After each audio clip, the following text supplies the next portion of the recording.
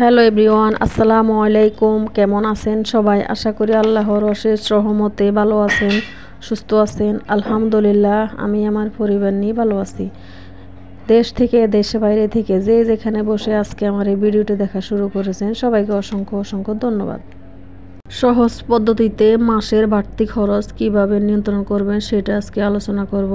আপনারা আমার সাথে থাকুন। আমি নাস্তা বানাইতেছি, পরোটা ভাজা হয়ে গেছে, এখানে ডিম ভাজবো, চা বানাবো, তারপর নাস্তা করব। হঠাৎ হঠাৎ জিনিসের দাম বেড়ে যায়, তবুও আমাদেরকে চলতে হবে নিয়ম মতো। হাল ছাড়া যাবে না। সংসারের প্রয়োজনীয় জিনিস ছাড়া অপ্রয়োজনীয় আমরা কোনো কিছুই খরচ করব না, টাকা সঞ্চয় করার চেষ্টা করব।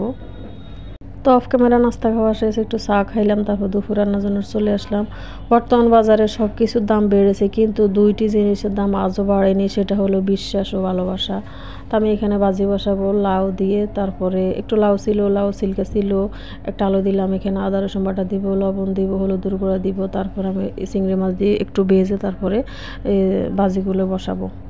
তারপর আমার সাথেই থাকুন। আমরা যারা বাইরে খাওয়া দাওয়া করি তারা কিন্তু জানি বাইরের খাবার দাবার খেতে গেলে অনেক টাকা লাগে। তো আমরা যদি বাসার খাবার খাই, আমরা সুখেও থাকবে এবং শরীরও সুস্থ থাকবে, ডাক্তার কাছে যেতে হবে না। তো বাইরে খাবার খেলে কিন্তু আমাদের অনেক টাকা গুনতে হয়। বাইরের যেহেতু খাবারের দাম অনেক বেশি, অনেকে আছে বাসার খাবার পছন্দই করি না, বাসার খাবার মুখে মজা লাগে না, এরকম অনেকেই বলে শুনি। কিন্তু এরকম করবেন না। বাইরে যারা খাওয়া দাওয়া করেন কন্টিনিউ, তারা কিন্তু নিয়ন্ত্রণে থাকতে চেষ্টা করবেন, খরচ একটু কম করবেন, বাইরে খাবার কমই খাবেন। বাইরে খাবার কম খেলে টাকাও সঞ্চয় করতে পারবেন, ডাক্তার কাছেও যেতে হবে না। বাসার খাবার অনেক ভালো, মুখে একটু স্বাদ কম লাগলেও কিন্তু ফ্রেশ খাবার খাইতে পারবেন বাসার খাবার।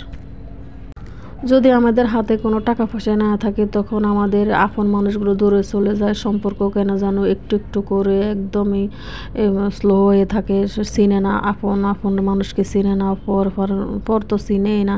যদি টাকা থাকে আপনাদের সবাই আপনার সাথে কথা বলবে, সম্পর্ক ভালো রাখার চেষ্টা করবে, তো দূরে যাবে না। আর যারা আপন মানুষ তারা দূরে চলে যায় যদি টাকা পয়সা না থাকে। তো অল্প অল্প করে টাকা সঞ্চয় করার চেষ্টা করবেন। ছেলে মেয়ের ভবিষ্যতে চিন্তা করে, আমাদের ভবিষ্যতের কথা চিন্তা করে। তো আমার এখানে ভাজি বসিয়ে দিলাম, একটু কাঁচামরিচও দিয়ে দিলাম। জীবনে সুখী হতে হলে এবং একটু ভালো থাকার জন্য আমাদের সবার উচিত সামর্থ্য অনুযায়ী রোজগার থেকে কিছু কিছু টাকা সঞ্চয় করা।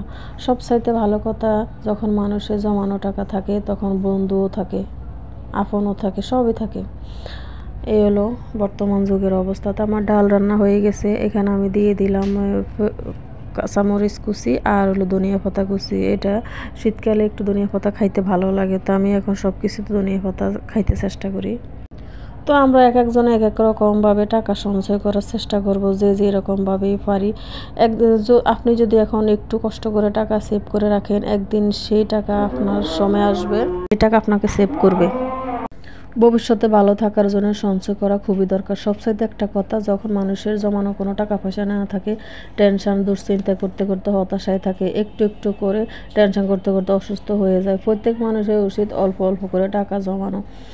আর যদি আপনারা আমার ভিডিওর মধ্যে নতুন আজকে হয়ে থাকেন, ভিজিট করতেছেন, অবশ্যই চ্যানেলটি সাবস্ক্রাইব করে আমার পাশে থাকবেন। বাজি হয়ে গেছে, এখন উঠিয়ে নিব।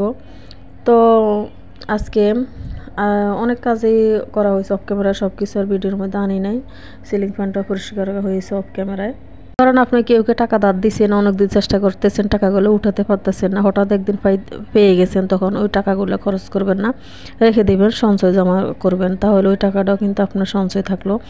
আর আমরা যারা শৌখিন আছি, ধরেন বাজারে অনেক জিনিসও আছে, নতুন নতুন মডেলে চলে আসে, কিনতে পছন্দ করি, ওই খরচগুলো আপনারা করবেন না। যদি একটু বুঝে শুনে খরচ করেন, তাহলে সঞ্চয়ের পরিমাণও বেড়ে যায়।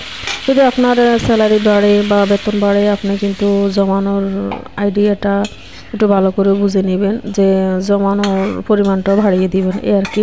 তো আমার সন্ধ্যার সময় পাকোড়া ভাজা হয়ে গেছে, এগুলো সন্ধ্যার নাস্তা পাকোড়া। আসসালামু আলাইকুম।